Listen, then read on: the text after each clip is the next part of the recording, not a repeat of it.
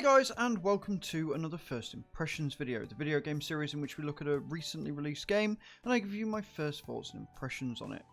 Today we're looking at Sugar Story, which is a pixel art RPG game. Turn-based combat, it's got exploration, it's got a really good soundtrack, but it's not perfect. As always, we'll look at the options first and then we'll jump into the actual gameplay itself. It is also worth noting that this is a beta copy of the game, even though the game fully released on the 10th of this month. So some things and features that I might not be able to experience in this copy of the game, maybe in the full release, so do bear that in mind. Without any further waiting though, let's jump into those options and see what the game has to offer. Alright, the options then. It's actually got quite a lot of them, which is really nice to see.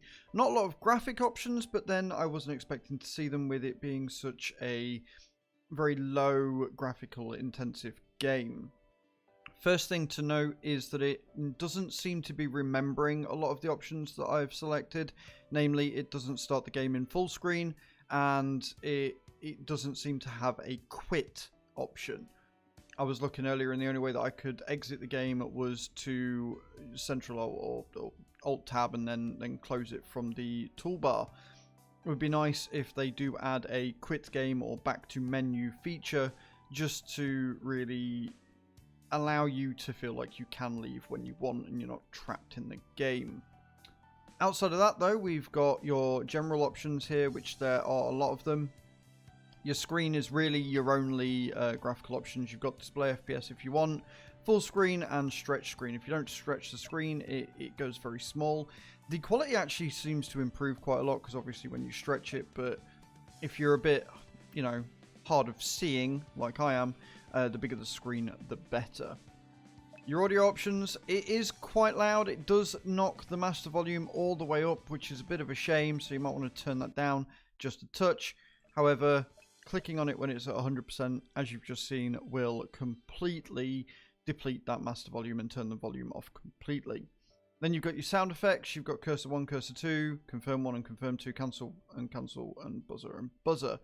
Not bad. Like, it's fairly robust again. Like, there's a lot more from these options than I was actually expecting. Your UI, this takes me back, this option screen, to the days of the original Final Fantasy VII when you could change literally everything and make it really colourful and rainbowy, and or just have it all a single colour or whatever. You've got a lot of customization here available, which is really nice to see because you are going to be seeing a lot of text, so it's nice that they've given you the option to make it look as pretty as you so desire. And then keyboard, you've got a lot of things that you can do here. However, you don't really need any of them, honestly. You can play this game with just a mouse. You can play this game purely and simply just with a mouse. You can move with the mouse, you can select with the mouse, you can do everything. One thing I will say as well when we get into the game is that when you are going through and battling, you can't, it's on an active time bar. So I'll explain more about what that is, but you've got to be a bit careful of that, especially if you're not overly quick with the mouse. Maybe having a default keybind for attack or whatever wouldn't be the worst idea in the world. Speaking of the game though, should we jump in and see what this game is all about? Alright then, so here we are. This is the game. As you can see, it actually is rather bright and colourful. There are definite obvious things that are different from the other background, which makes it somewhat easy to tell what things are. Although you can literally explain, you can explore and click on everything and it will tell you. You've got these random holes in the ground, which you've got to be a bit careful for because you will fall down and take some damage. And lo and behold, we're in a battle. So, as you can see, you've got the active time bar at the bottom. That doesn't stop, which means if I take any number of time, the enemies will attack me multiple times by the time I've attacked them once. So you've got to be a bit quick. It is first person, and you get a bit of a better idea of what the enemies look like in this screen, and you've got a really nice backdrop. It's got everything you would expect from a classic RPG turn-based combat. You've got good soundtrack, you've got statuses, you've got specials that you can do, you've got your normal attack, you've got guard, you've got items that you can use. It's really very well thought and well built, and I like the extra challenge that you get with the active time bar. I'm assuming as you level up and you can equip new things, you will gain extra speed, which will mean that you can basically make very light work of these beasties. Something that is worth noting though, if you rest at campfire, it doesn't regain your health. It doesn't give you anything. Honestly, the best way to do that is to cook or bake. You can bake these things, but you've got to have the items to do it. So you can rest, but it won't actually do anything, which is it's not great. Like, I don't quite understand the idea of the rest if it doesn't regain your health. It's a bit broken.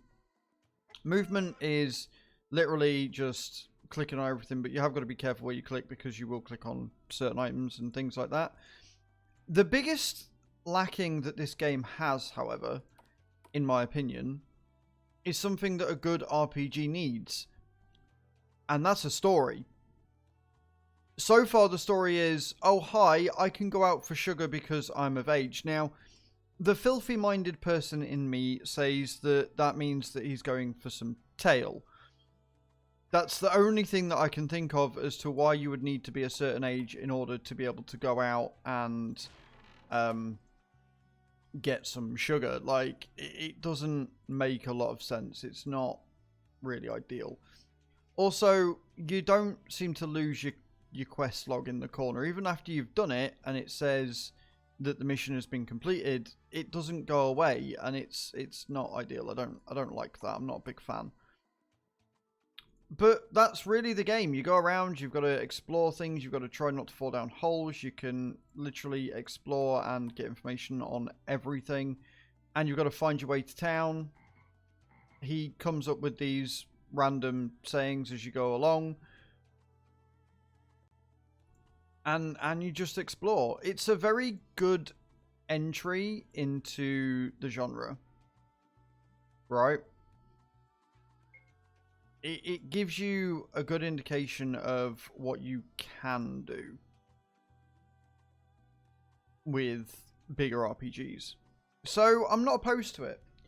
I'm not opposed to it at all. So I can buy that, but I can't afford the short sword. There you go. So there's sales and everything. However, it doesn't... Yeah, cool. Just... It won't let me exit. There we go. So there's the shops, there's everything. It's really very well thought out.